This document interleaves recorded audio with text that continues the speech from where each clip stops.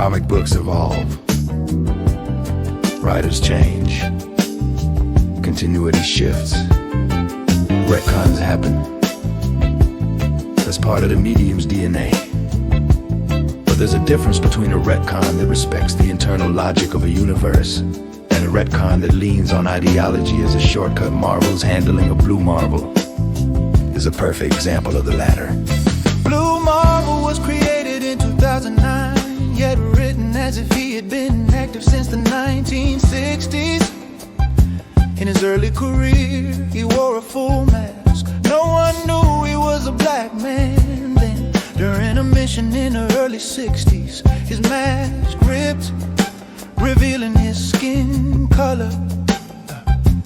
Marvel uses this moment as the justification for the public turning on him and for the government forcing him into retirement. But that explanation doesn't hold up. Their story of reality doesn't match Marvel's narrative. If you look at the actual comic landscape of the era, the audience wasn't rejecting black heroes. In the early 70s, Marvel introduced Black Panther and made his identity explicit. Readers accepted him, the same with Falcon. The comic reading public didn't revolt or reject these characters, they embraced them.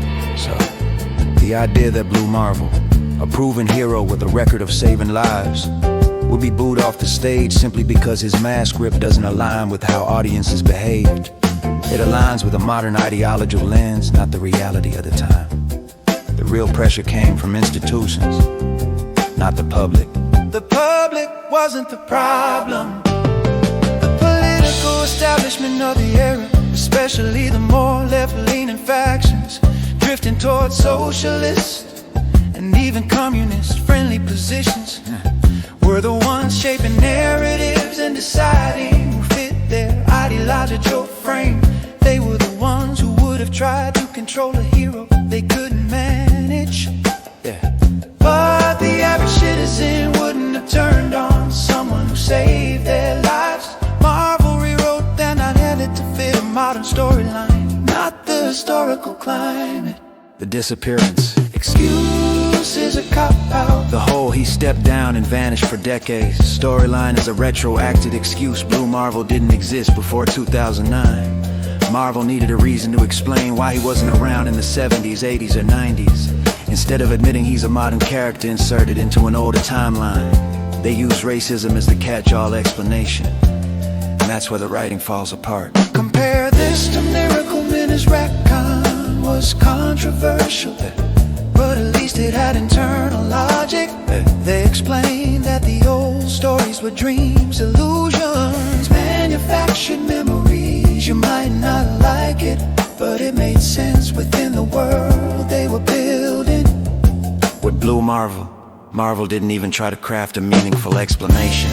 They didn't use a cosmic event, a time displacement, a lost in space mission, or anything that fits the Marvel universe. They used racism as the shortcut. There were countless better options. Marvel could have said he disappeared into deep space for 50 years. He was trapped in another dimension.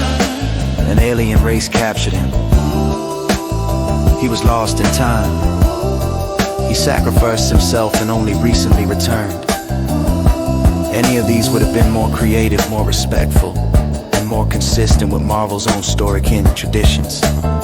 Instead, they chose the easiest ideological explanation. Yeah, and still the bigger problem when storytelling becomes division. When writers focus on division, they create division. When they focus on problem, they amplify problem. When they use racism as a narrative device, it becomes a self-fulfilling theme. It's the same pattern seen with anti-Semitism. The more it's talked about, the more it resurfaces, even when it makes no sense. Attention amplifies it. Marvel didn't need to inject this into Blue Marvel's history.